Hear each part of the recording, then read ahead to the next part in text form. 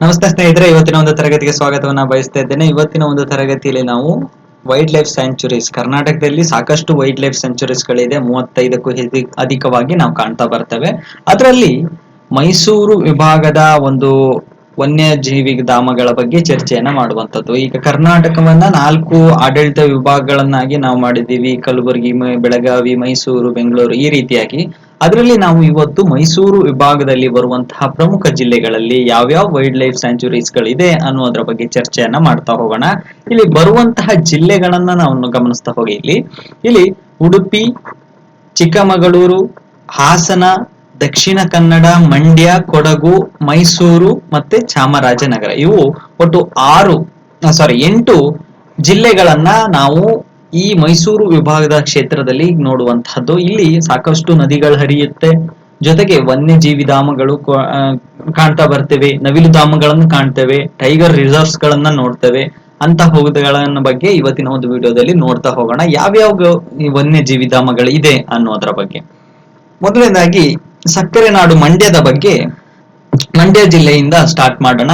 ಇಲ್ಲಿ 4 ರೀತಿಯಾದಂತಹ ವನ್ಯಜೀವಿ ಧಾಮಗಳನ್ನ ನೋಡ್ತೇವೆ. ಮೊದಲನೇದಾಗಿ ರಂಗನತಿಟ್ಟು ಬರ್ಡ್ಸ್ ಲೈಫ್ ಸ್ಯಾಂಚುರಿ.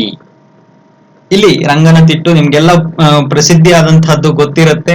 ಇದನ್ನ ವೈಲ್ಡ್ ಲೈಫ್ ಸ್ಯಾಂಚುರಿ ಅಂತ ಸ್ಥಾಪಿತ ಮಾಡಿರುವಂತದ್ದು 1940ರಲ್ಲಿ. ಸುಮಾರು 0.687 ಸ್ಕ್ವೇರ್ ಕಿಲೋಮೀಟರ್ ಅನ್ನ ಹೊಂದಿರುವಂತಹದ್ದು ಈ ಒಂದು ವೈಲ್ಡ್ ಲೈಫ್ ಸ್ಯಾಂಚುರಿ. ಮೊದಲನೇದಾಗಿ ನೆನ್ಪಿಟ್ಕೋಬೇಕು, ರಂಗನತಿಟ್ಟು ಬರ್ಡ್ ಲೈಫ್ ಸ್ಯಾಂಚುರಿ. ನಂತರದಲ್ಲಿ ಮೇಲುಕೋಟೆ ದೇವಸ್ಥಾನ ಅಥವಾ Melukote temple wild life sanctuary ಅಂತ ಕರಿತೇವೆ ನಾವು. ಅದು ಕೂಡ 1974ರಲ್ಲಿ ಸ್ಥಾಪನೆಯನ್ನ ಮಾಡಿದೀವಿ. ಇದು ಕೂಡ ಮಂಡ್ಯ ಜಿಲ್ಲೆಯಲ್ಲಿ ಕಂಡು ಬರುತ್ತೆ. ಇದು ಸುಮಾರು 49.82 ಚದರಸ್ ಕಿಲೋಮೀಟರ್ ಅನ್ನ ವಿಸ್ತೀರ್ಣವನ್ನ ಹೊಂದಿರುವಂತದ್ದು. ಹಾಗೆಯೇ ಆದಿಚುಂಚನಗಿರಿ ವೈಲ್ಡ್ ಲೈಫ್ ಸ್ಯಾಂಚುರಿ, ಇದು ಕೂಡ 1981ರಲ್ಲಿ ಇದು ಒಂದು ಸ್ಥಾಪನೆ ಆಗುತ್ತೆ. ಇದನ್ನ ಒಂದು ಕಿಲೋಮೀಟರ್ ಅನ್ನ ನೀವು ನೋಡಿದ್ರೆ, ಸ್ಕ್ವೇರ್ ಕಿಲೋಮೀಟರ್ ನೋಡ್ರೆ 0.84 ಒಂದು ಸ್ಕ್ವೇರ್ ಕಿಲೋಮೀಟರ್ ಅನ್ನ ಹೊಂದಿದೆ ಇದರ ಒಂದು ವಿಸ್ತೀರ್ಣ. ಹಾಗೆಯೇ ಬಹಳ ಮುಖ್ಯವಾಗಿ ಮಂಡ್ಯ ಜಿಲ್ಲೆಯಲ್ಲಿ ಕಾವೇರಿ ವೈಲ್ಡ್ ಲೈಫ್ ಸ್ಯಾಂಚುರಿ ಅಂತ ಬರುತ್ತೆ. ಇದು ಸಾಕಷ್ಟು ಜಿಲ್ಲೆಗಳಲ್ಲೂ, ನಾನೀಗ ಮುಂಬರುವಂತಹ ಒಂದು ಜಿಲ್ಲೆಗಳ ಚರ್ಚೆ ಮಾಡಬೇಕಾದ್ರೂ ಈ ವೈಲ್ಡ್ ಲೈಫ್ ಸ್ಯಾಂಚುರಿ ಆ ಒಂದು ಜಿಲ್ಲೆಗಳಿಗೂ ಕೂಡ ಹಬ್ಬಿರುವಂತದ್ದು. ಹಾಗಾಗಿ ಇದು ಯಾವಾಗ ಇದೊಂದು ವೈಲ್ಡ್ ಲೈಫ್ ಸೆಂಚುರಿ ಅಂತ ಕರೆಯಲಾಯಿತು? 1987ರಲ್ಲಿ. ಸುಮಾರು 1027.53 ಸ್ಕ್ವೇರ್ ಕಿಲೋಮೀಟರ್ ಅನ್ನ ವ್ಯಾಪ್ತಿಯನ್ನ ಹೊಂದಂತದ್ದು ಈ ಒಂದು ಕಾವೇರಿ ವೈಲ್ಡ್ ಲೈಫ್ ಸ್ಯಾಂಚುರಿ ಅನ್ನುವಂಥದ್ದು. ಮೊದಲನೇದಾಗಿ ರಂಗನತಿಟ್ಟು ವೈಲ್ಡ್ ಲೈಫ್ ಸ್ಯಾಂಚುರಿ ಅಂತ ನಾನು ಹೇಳಿದೆ ನಿಮ್ಗೆ. 1940ರಲ್ಲಿ ಇದನ್ನ ಈ ಒಂದು ಕರೆಯಲಾಯಿತು, ರಂಗನತಿಟ್ಟು ಅನ್ನುವಂಥದ್ದು. ಇದು ಮಂಡ್ಯ ಜಿಲ್ಲೆಯಲ್ಲಿ ಕಂಡು ಬರುತ್ತೆ. ಮಂಡ್ಯ ಜಿಲ್ಲೆಯಲ್ಲಿ ಕಂಡು ಬರುತ್ತೆ. ಹಾಗಾದ್ರೆ ಈ ಒಂದು ವೈಲ್ಡ್ ಲೈಫ್ ಸೆಂಚುರಿಯ ವಿಶೇಷತೆ ಏನು ಅನ್ನುವಂಥದ್ದು ನೋಡ್ಬೇಕಾಗತ್ತೆ. ಇಲ್ಲಿ ರಂಗನತಿಟ್ಟು ಅನ್ನುವಂಥದ್ದು ಸುಮಾರು 175 ಪ್ರಭೇದದ ಒಂದು ಪಕ್ಷಿಗಳನ್ನ ಈ ಒಂದು ಸ್ಯಾಂಚುರಿ ಹೊತ್ಕೊಂಡಿರುವಂತದ್ದು. ಇಲ್ಲಿ ಸುಮಾರು 175ಕ್ಕೂ ವಿವಿಧ ರೀತಿಯಾದಂತಹ ಪಕ್ಷಿಗಳು ಈ ಒಂದು ಸ್ಯಾಂಚುರಿಯಲ್ಲಿ ಒಂದು ವಾಸ ಮಾಡ್ತಾ ಇರುವಂತದ್ದು. ಕೆಲವು ವಲಸೆಗಳು ಬರುತ್ತೆ, ಕೆಲವು ವಾಪಸ್ ಹೋಗುವಂತಹ ಕೆಲಸ ಆಗುತ್ತೆ. ಈ ರೀತಿಯಾದಂತಹ ಒಂದು ಸಸ್ಯ ಒಂದು ಪಕ್ಷಿ ಪ್ರಭೇದವನ್ನ ಗಮನಿಸ್ತೇವೆ ನಾವು. ಈ ಒಂದು ಪ್ರಭೇದವನ್ನ ಗುರುತಿಸಿದವ್ರು ಯಾರು? ನಮ್ಗೆಲ್ಲ ಗೊತ್ತಿದೆ. ನೀವು 2-3ನೇ ಕ್ಲಾಸಲ್ಲಿ ಪಕ್ಷಿ ಪ್ರೇಮಿ ಸಲೀಂ ಅಲಿ ಅನ್ನುವಂತಹ ಒಂದು ಹೆಸರನ್ನು ಕೇಳಿರ್ತೀರ ನೀವು. ಪಕ್ಷಿ ಪ್ರೇಮಿ ಸಲೀಂ ಅಲಿ ಅನ್ನುವಂಥವ್ರು. ಅವರು ಈ ಒಂದು ವಿಭಾಗದಲ್ಲಿ, ರಂಗನತಿಟ್ಟು ವಿಭಾಗದಲ್ಲಿ ಒಂದು ಸ್ಯಾಂಚುರಿ ಮಾಡಬೇಕು, ಒಂದು ಪಕ್ಷಿಗೆ ವನ್ಯಜೀವಿ ಧಾಮವನ್ನ ಮಾಡಬೇಕು ಪಕ್ಷಿಗಳಿಗೋಸ್ಕರ ಅಂತ ಹೇಳಿ ನಾಲ್ವಡಿ ಕೃಷ್ಣರಾಜ ಒಡೆಯರ್ ಅವರಿಗೆ ಒಂದು ಪ್ರಪೋಸಲ್ ಅನ್ನ ಇಡ್ತಾರೆ. ಅವರು 1940ರಲ್ಲಿ ಈ ಒಂದು ಪಕ್ಷಿಧಾಮವನ್ನ ಸ್ಥಾಪನೆಯನ್ನ ಮಾಡುವಂಥದ್ದು. ಇದಿಷ್ಟು ರಂಗನತಿಟ್ಟು ವೈಲ್ಡ್ ಲೈಫ್ ಸ್ಯಾಂಚುರಿಯ ಬಗ್ಗೆ ತಿಳ್ಕೊಂಡಿರುವಂಥದ್ದು.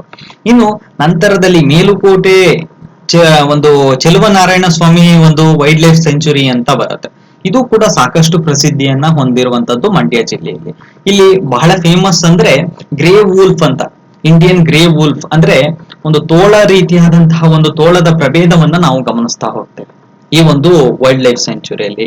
ಮೇಲುಕೋಟೆ ಚೆಲುವನಾರಾಯಣ ಸ್ವಾಮಿ ಟೆಂಪಲ್ ಕೂಡ ನಾವು ಈ ಒಂದು ಸ್ಯಾಂಚುರಿಯಲ್ಲಿ ಗಮನಿಸುವಂತದ್ದು. ಎರಡನೇದಾಗಿ ಬರುವಂತದ್ದು ಮೇಲುಕೋಟೆ ವೈಲ್ಡ್ ಲೈಫ್ ಸ್ಯಾಂಕ್ಚುರಿ. ಇನ್ನು ನಂತರದಲ್ಲಿ ಆದಿಚುಂಚನಗಿರಿ ನವಿಲುಧಾಮ, ಹೆಸರೇ ಹೇಳ್ತಾ ಇದೆ ನವಿಲುಗಳಿಗೆ ಫೇಮಸ್ ಆಗಿರುವಂತದ್ದು. ಸಾಕಷ್ಟು ನಾವು ಬಂಕಾಪುರದಲ್ಲೂ ನವಿಲುಧಾಮಗಳನ್ನ ನೋಡ್ತೇವೆ. ಜೊತೆಗೆ ಈ ಆದಿಚುಂಚನಗಿರಿ ನವಿಲುಧಾಮ ಅನ್ನುವಂಥದ್ದು ಯಾವ ತಾಲೂಕಲ್ಲಿ ಬರುವಂತದ್ದು ನೋಡಿ, ನಾಗಲಮಂಗಲ ಒಂದು ತಾಲೂಕಿನಲ್ಲಿ ಬರುವಂತದ್ದು. ಇಲ್ಲಿ ವಿವಿಧ ರೀತಿಯಾದಂತಹ ಒಂದು ಪಕ್ಷಿ ಪ್ರಭೇದಗಳನ್ನ ಗಮನಿಸ್ತೇವೆ. ಜೊತೆಗೆ ನವಿಲು, ನಿಮ್ಗೆಲ್ಲ ರಾಷ್ಟ್ರ ಪಕ್ಷಿಯಾದಂತಹ ನವಿಲನ್ನು ಕೂಡ ನಾವು ಈ ಒಂದು ವನ್ಯಜೀವಿ ಧಾಮದಲ್ಲಿ ಗಮನಿಸುವಂತದ್ದು. ಹಾಗೆಯೇ ಬಹಳ ವಿಸ್ತೀರ್ಣವನ್ನು ಹೊಂದಿದಂತಹ ಮತ್ತೊಂದು ವೈಲ್ಡ್ ಲೈಫ್ ಸೆಂಚುರಿ ಅಂದ್ರೆ ಕಾವೇರಿ ವೈಲ್ಡ್ ಲೈಫ್ ಸೆಂಚುರಿ. ಸುಮಾರು 3 ಜಿಲ್ಲೆಗಳಲ್ಲಿ, ನಾನು ಆಗ್ಲೇ ತಿಳಿಸಿದೆ ನಿಮ್ಗೆ, 3 ಜಿಲ್ಲೆಗಳಲ್ಲಿ ಈ ಒಂದು ಸ್ಯಾಂಚುರಿ ಒಂದು ಆವರಿಸಿರುವಂತದನ್ನ ಗಮನಿಸ್ತೇವೆ. ಪ್ರಮುಖವಾಗಿ ಮಂಡ್ಯ ಜಿಲ್ಲೆ, ಚಾಮರಾಜನಗರ ಹಾಗೆ ರಾಮನಗರ, ಈ 3 ಒಂದು ಜಿಲ್ಲೆಗಳಲ್ಲಿ ಈ ಒಂದು ಸ್ಯಾಂಚುರಿ ಇರುವಂತದ್ದು. ಹಾಗೆ ಹಂಪ್ ಬ್ಯಾಕ್ಡ್ ಮಾನ್ಸೇರ್ ಅನ್ನುವಂತಹ ಒಂದು ಮೀನಿನ ಪ್ರಭೇದಕ್ಕೆ ಇದೊಂದು ಫೇಮಸ್ ಆಗಿರುವಂತದ್ದು. ನೀವು ಹೆಸರು ಹೇಳಿದ ಹಾಗೆ ಈ ಕಾವೇರಿ ಏನು ಹರಿಯುವಂತಹ ಒಂದು ನದಿಯ ವ್ಯವಸ್ಥೆಯಲ್ಲಿ ಈ ಒಂದು ಫೇಮಸ್ ಆದಂತಹ ಹಂಪ್ ಬ್ಯಾಕ್ಡ್ ಮಾನ್ಸೇರ್ ಅನ್ನುವಂತಹ ಒಂದು ವಿಶಿಷ್ಟ ಪ್ರಭೇದದ ದೇವರ ಮೀನು ಅಂತ ಕರೆಸ್ಕೊಳ್ಳುವಂತಹ ಮೀನನ್ನ ಹೆಚ್ಚಾಗಿ ಇಲ್ಲೊಂದು ಭಾಗದಲ್ಲಿ ಕಾಣ್ತಾ ಬರ್ತೀವಿ ನಾವು. ಹಾಗಾಗಿ ಇದು ಬಹಳ ಫೇಮಸ್ ಆದಂತಹ ಒಂದು ಸ್ಯಾಂಚುರಿ ಆಗುತ್ತೆ. ಹಾಗೆ ಈ ಒಂದು ಮೀನಿನ ಪ್ರಭೇದ ಏನು ಇತ್ತೀಚೆಗೆ IUCN ಪಟ್ಟಿಗೆ, IUCN ಬಗ್ಗೆ ನಾನು ರೀಸೆಂಟ್ ಆಗಿ ಹಿಂದಿನ ವಿಡಿಯೋದಲ್ಲಿ ತಿಳಿಸಿದ್ದೀನಿ. IUCN ಅಂದ್ರೆ ಏನು, ಕೆಂಪಟ್ಟಿ ಯಾವ ರೀತಿ ಸೇರಿಸಲಾಗುತ್ತೆ ಅನ್ನುವಂತರ ಬಗ್ಗೆ ತಿಳಿಸಿದ್ದೀನಿ. ನಾವು ಕ್ರಿಟಿಕಲಿ ಎಂಡೇಂಜರ್ಡ್ ಒಂದು ಸ್ಪೀಸೀಸ್ ಗಳನ್ನ ಆಯ್ಕೆ ಮಾಡಿ ತೆಗೆದುಕೊಳ್ಳುವಂತಹ IUCN ಪಟ್ಟಿಗೆ ನಾವು ನೋಡ್ತೇವೆ. ಇಂಟರ್ನ್ಯಾಷನಲ್ ಯೂನಿಯನ್ ಕನ್ಸರ್ವೇಷನ್ ನೇಚರ್ ಅನ್ನುವಂತಹ ಒಂದು ವ್ಯಾಖ್ಯಾನದಲ್ಲಿ ಬರುವಂತದ್ದು IUCN ಅನ್ನುವಂಥದ್ದು. ಆ ಒಂದು ಈ ದೇವರ ಮೀನು ಅನ್ನುವಂಥದ್ದು ಕೂಡ ಈ ಒಂದು ಪಟ್ಟಿಗೆ ಸೇರಿರುವಂತದ್ದು. ಇದು ಕಾವೇರಿ ವೈಲ್ಡ್ ಲೈಫ್ ಸ್ಯಾಂಚುರಿ ಬಗ್ಗೆ ತಿಳಿಸುವಂತದ್ದು. ನಂತರದಲ್ಲಿ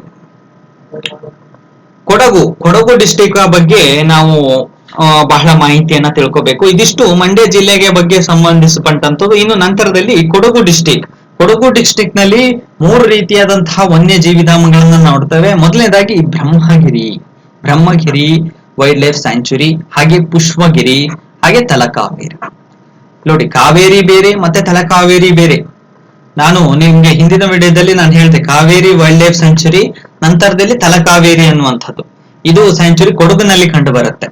ಇದು ಮೊದಲನೇದಾಗಿ ಬ್ರಹ್ಮಗಿರಿ ಅನ್ನುವಂಥದ್ದು ವೈಲ್ಡ್ ಲೈಫ್ ಸ್ಯಾಂಚುರಿ ಅನ್ನುವಂಥದ್ದು 1974ರಲ್ಲಿ ಇದನ್ನ ಸ್ಥಾಪನೆ ಮಾಡಲಾಯಿತು. ಸುಮಾರು 181 ಒಂದು ಸ್ಕ್ವೇರ್ ಕಿಲೋಮೀಟರ್ ನ ಹೊಂದಿರುವಂತದ್ದು.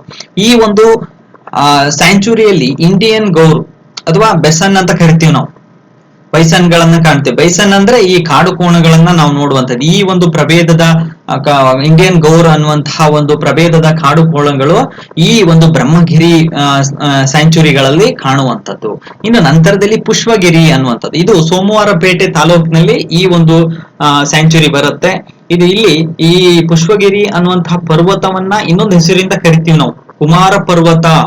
ಬಹಳ ಇಂಪಾರ್ಟೆಂಟ್ ಸ್ನೇಹಿತರೆ, ಇಂತಹ ಒಂದು ಪುಷ್ಪಗಿರಿ ಅನ್ನುವಂತಹ ಪರ್ವತವನ್ನ ಇನ್ನೊಂದು ಹೆಸರಿಂದ ಕರೆಯಲಾಗುತ್ತೆ ಅನ್ನುವಂತಹ ಮಾಹಿತಿ ಕೂಡ ಕೇಳಬಹುದು. ಹಾಗಾಗಿ ಕುಮಾರ ಪರ್ವತ ಅನ್ನುವಂತಹ ಒಂದು ಹೆಸರಿಂದ ಕೂಡ ಈ ಪುಷ್ಪಗಿರಿ ಪರ್ವತವನ್ನ ಕರೆಯುವಂಥದ್ದು. ಹಾಗಾದ್ರೆ ಈ ಪುಷ್ಪಗಿರಿಯಲ್ಲಿ ಏನ್ ಫೇಮಸ್ಸು? ಹಾರುವ ಅಳಿಲು, ಫ್ಲೈಟ್ ಸ್ಕ್ವಾರಲ್ಸ್ ಗಳನ್ನ ನಾವು ಈ ಒಂದು ಕೊಡಗಿನಲ್ಲಿ ಇರುವಂತಹ ಪುಷ್ಪಗಿರಿ ವನ್ಯಜೀವಿ ಧಾಮದಲ್ಲಿ ಕಾಣುತ್ತೇವೆ. ಇನ್ನು ನಂತರದಲ್ಲಿ ತಲಕಾವೇರಿ ವೈಲ್ಡ್ ಲೈಫ್ ಸ್ಯಾಂಚುರಿ. ಈ ತಲಕಾವೇರಿ ವೈಲ್ಡ್ ಲೈಫ್ ಸ್ಯಾಂಚುರಿ ಅನ್ನುವಂಥದ್ದು 1987ರಲ್ಲಿ ಇದನ್ನ ಸ್ಥಾಪನೆ ಮಾಡಲಾಯಿತು. ಸುಮಾರು 105 ಸ್ಕ್ವೇರ್ ಕಿಲೋಮೀಟರ್ ಅನ್ನ ಹೊಂದಿರುವಂತದ್ದು. ಕಾವೇರಿ ಹೆಸರೇ ಹೇಳುವ ಹಾಗೆ Talakaveri wild life sanctuary. Talakaveri ಅಂದ್ರೆ ನಿಮ್ಗೆ ಗೊತ್ತಿರುತ್ತೆ, ತಲಕಾವೇರಿ ಹುಟ್ಟುವುದೆಲ್ಲಿ, ಕಾವೇರಿ ಹುಟ್ಟುವುದೆಲ್ಲಿ, ತಲಕಾವೇರಿಯಲ್ಲಿ ಹುಟ್ಟುತ್ತೆ ಅನ್ನುವಂಥದ್ದು. ಹುಟ್ಟುವ ಸ್ಥಳದಲ್ಲಿ ಈ ಒಂದು ಸ್ಯಾಂಚುರಿಯಲ್ಲಿ ಕಂಡು ಬರುವಂತಹ ಒಂದು ವಿಶಿಷ್ಟ ಪ್ರಭೇದದ ಒಂದು ಜಿಂಕೆ ಇದೆ. ಅದು ಮೌಸ್ ಡೀರ್ ಅನ್ನುವಂಥದ್ದು, ಇಲಿಯಾಕಾರದ ಜಿಂಕೆ, ಸಣ್ಣ ಪ್ರಭೇದದ ಒಂದು ಜಿಂಕೆ ಕಂಡು ಬರುತ್ತೆ. ಅದಕ್ಕೆ ಇದು ಫೇಮಸ್ ಆಗಿರುವಂಥದ್ದು. ಇನ್ನು ನಂತರದ ಜಿಲ್ಲೆಯನ್ನ ನೋಡೋದಾದ್ರೆ ಮೈಸೂರು ಜಿಲ್ಲೆ. ಮೈಸೂರು ಡಿವಿಷನ್ ಅಲ್ಲಿ ಮೈಸೂರು ಒಂದು ವನ್ಯಜೀವಿ ಧಾಮವನ್ನು ನೋಡ್ತೇವೆ. ಇದರಲ್ಲಿ ನೂಗು ವೈಲ್ಡ್ ಲೈಫ್ ಸ್ಯಾಂಚುರಿ ಅಂತ ಬರುತ್ತೆ. ಇದು ಹೆಗ್ಗದೇವನ ಕೋಟೆ, ಈ HD ಕೋಟೆ ತಾಲೂಕಿನಲ್ಲಿ ಕಂಡು ಬರುವಂತದ್ದು. ಈ ನೂಗು ಡ್ಯಾಮ್ ಕೂಡ ಇಲ್ಲಿ ಫೇಮಸ್. ಹಾಗೆ ಅರಬಿತಿಟ್ಟು ಅನ್ನುವಂತಹ ಒಂದು ವೈಲ್ಡ್ ಲೈಫ್ ಸ್ಯಾಂಚುರಿ ಕೂಡ ಈ ಮೈಸೂರು ಜಿಲ್ಲೆಯಲ್ಲಿ ಕಂಡು ಬರುವಂತದ್ದು. ಈ ಒಂದು ಜಿಲ್ಲೆಯಲ್ಲಿ ಇವೆರಡು ಒಂದು ವಿಶಿಷ್ಟ ರೀತಿಯಾದಂತಹ ಒಂದು ಆ, ಪ್ರ- ವಿವಿಧ ರೀತಿಯಾದಂತಹ ಒಂದು ಪ್ರಭೇದದ ಆ, ವನ್ಯಜೀವಿಗಳನ್ನ ಈ ಒಂದು ಸ್ಯಾಂಚುರೀಸ್ಗಳಲ್ಲಿ ಕಾಣ ಸಿಗುವಂತದ್ದು. ಇನ್ನು ನಂತರದಲ್ಲಿ ಜಿಲ್ಲೆಯನ್ನ ನೋಡೋದಾದ್ರೆ ನಾವು ಚಾಮರಾಜನಗರ ಜಿಲ್ಲೆಯಲ್ಲಿ ಮೂರು ರೀತಿಯಾದಂತಹ ವೈಲ್ಡ್ ಲೈಫ್ ಸ್ಯಾಂಚುರಿಗಳನ್ನ ನಾವು ನೋಡ್ತೇವೆ. ಬಹಳ ಫೇಮಸ್ ಆದಂತಹ ವೈಲ್ಡ್ ಲೈಫ್ ಸ್ಯಾಂಚುರಿಗಳು ಇವು. ಇಲ್ಲಿ ಬಿಳಿರಂಗನ ಸ್ವಾಮಿ ಟೆಂಪಲ್ ಒಂದು ವೈಲ್ಡ್ ಲೈಫ್ ಸ್ಯಾಂಚುರಿ ಅನ್ನುವಂಥದ್ದು. ರಂಗನ ಸ್ವಾಮಿ ಟೆಂಪಲ್ ವೈಲ್ಡ್ ಲೈಫ್ ಸ್ಯಾಂಚುರಿ ಅನ್ನುವಂಥದ್ದು 1987ರಲ್ಲಿ ಇದನ್ನ ಸ್ಥಾಪನೆಯನ್ನ ಮಾಡಲಾಯಿತು. ಸುಮಾರು 539 ಸ್ಕ್ವೇರ್ ಕಿಲೋಮೀಟರ್ ಅನ್ನ ಹೊಂದಿರುವಂತದ್ದು. ಇದನ್ನ ರಂಗನ ಸ್ವಾಮಿ ಟೆಂಪಲ್ ವೈಲ್ಡ್ ಲೈಫ್ ಸೆಂಚುರಿ ಅನ್ನುವಂಥದ್ದು. ಇನ್ನೊಂದು ಟೈಗರ್ ರಿಸರ್ವ್ಸ್ ಇದು. ಇದರಲ್ಲಿ ಟೈಗರ್ಗಳು ಹೆಚ್ಚಾಗಿ ಕಂಡು ಬರುತ್ತೆ. ಟೈಗರ್ ರಿಸರ್ವ್ಸ್ ಆಗಿ ಇದನ್ನ ಕರೆಯುವಂಥದ್ದು. ಹಾಗೆಯೇ ಈ ಒಂದು ಬಿಳಿರಂಗನ ಸ್ವಾಮಿ ಟೆಂಪಲ್ ವೈಲ್ಡ್ ಲೈಫ್ ಸೆಂಚುರಿಯಲ್ಲಿ ಮತ್ತೊಂದು ಫೇಮಸ್ ಏನಂದ್ರೆ ಈ ಕರ್ನಾಟಕದ ಬುಡಕಟ್ಟು ಜನಾಂಗ, ಸೋಲಿಗ ಬುಡಕಟ್ಟು ಜನಾಂಗ ಏನಿದೆ, ಈ ಒಂದು ಸ್ಯಾಂಚುರಿಯಲ್ಲಿ ಕಂಡು ಬರುವಂತದ್ದು. ಹಾಗಾಗಿ ನಂತರದಲ್ಲಿ ನಾವು ಕಾವೇರಿ ವೈಲ್ಡ್ ಲೈಫ್ ಸ್ಯಾಂಚುರಿ ಅನ್ನುವಂಥದ್ದು ಈ ಒಂದು ಜಿಲ್ಲೆಯಲ್ಲಿ ಕಂಡು ಬರುತ್ತೆ. 1987ರಲ್ಲಿ ಇದನ್ನ ಸ್ಥಾಪನೆ ಮಾಡಲಾಯಿತು. ಇಲ್ಲಿ ದೇವರ ಮೀನು, ನಾನು ಹೇಳದ್ನಲ್ಲ ಆಗ್ಲೇ, ವಿಶಿಷ್ಟ ಪ್ರಭೇದದ ಒಂದು ಮೀನನ್ನ, ಇದು ಕೂಡ ಈ ಒಂದು ಪ್ರಭೇದದಲ್ಲಿ ಕಂಡು ಬರುವಂತಹ ವಿಶಿಷ್ಟ ಒಂದು ಪ್ರಭೇದದ ಮೀನು ಕೂಡ ನಾವು ಈ ಒಂದು ಸ್ಯಾಂಚುರಿಯಲ್ಲಿ ಕಂಡು ಬರುತ್ತೆ. ಇನ್ನು ನಂತರದಲ್ಲಿ ಮಲೆ ಮಹದೇಶ್ವರ ವೈಲ್ಡ್ ಲೈಫ್ ಸ್ಯಾಂಚುರಿ 2013ರಲ್ಲಿ ಇದನ್ನ ಸ್ಥಾಪನೆ ಮಾಡಲಾಯಿತು. ಇದು ಈಗ ಇಲ್ಲಿ ಒಂದು ವಿಶಿಷ್ಟವಾದಂತಹ ಟೈಗರ್ ರಿಸರ್ವ್ ಕೂಡ ಮಾಡಬೇಕು ಅನ್ನುವಂತ ಕೂಡ ಒಂದು ಪ್ರಪೋಸಲ್ ಕೂಡ ಇಟ್ಟಿರುವಂತದ್ದು. NTCA, national tiger conservation authority ಅವರಿಗೆ ಮಲೆ ಮಹದೇಶ್ವರ ವೈಲ್ಡ್ ಲೈಫ್ ಸೆಂಚುರಿಯನ್ನ ಟೈಗರ್ ರಿಸರ್ವ್ಸ್ ಆಗಿ ಮಾಡಬೇಕು ಅನ್ನುವಂತಹ ಒಂದು ಪ್ರಪೋಸಲ್ ಕೂಡ ಇಟ್ಟಿರುವಂತದನ್ನ ನಾವು ಗಮನಿಸ್ತೇವೆ.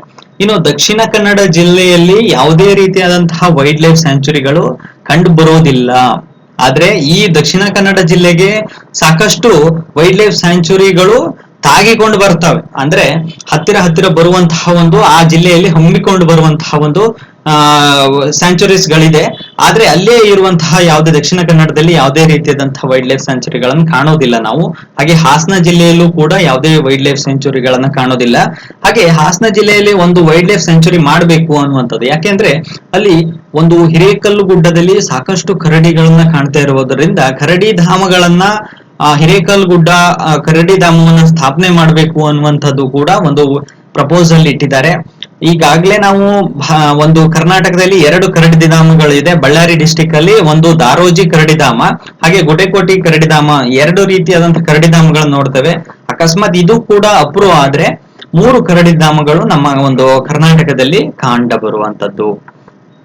ನಂತರದ ಜಿಲ್ಲೆ ಉಡುಪಿ ಜಿಲ್ಲೆ. ಇಲ್ಲಿ 2 ರೀತಿಯಾದಂತಹ ವೈಲ್ಡ್ ಲೈಫ್ ಸ್ಯಾಂಚುರಿಗಳನ್ನ ನಾವು ನೋಡ್ತೇವೆ. ಒಂದು ಮೂಕಾಂಬಿಕಾ ವೈಲ್ಡ್ ಲೈಫ್ ಸ್ಯಾಂಚುರಿ, ಇನ್ನೊಂದು Someshwara wild life sanctuary. Mookambika wild life sanctuary ಅನ್ನುವಂಥದ್ದು 1974ರಲ್ಲಿ ಸ್ಥಾಪನೆ ಮಾಡಲಾಯಿತು. ಹಾಗೆ ಸೋಮೇಶ್ವರ ವೈಲ್ಡ್ ಲೈಫ್ ಸ್ಯಾಂಚುರಿ ಅನ್ನುವಂಥದ್ದು 1974, 2 ಒಂದೇ ವರ್ಷದಲ್ಲಿ ಸ್ಥಾಪನೆ ಮಾಡಲಾಯಿತು. ಇದರಲ್ಲಿ ಅತಿ ಹೆಚ್ಚು ವಿಸ್ತೀರ್ಣ ಹೊಂದಿರುವಂತದ್ದು ಮೂಕಾಂಬಿಕಾ ವೈಲ್ಡ್ ಲೈಫ್ ಸ್ಯಾಂಚುರಿ. ಈ ಮೂಕಾಂಬಿಕಾ ವೈಲ್ಡ್ ಲೈಫ್ ಸ್ಯಾಂಚುರಿಯಲ್ಲಿ 2 ಪ್ರಮುಖ ನದಿಗಳನ್ನು ಕಾಣ್ತೇವೆ. ಒಂದು ಸೌಪರ್ಣಿಕ ಮತ್ತು ಚಕ್ರ.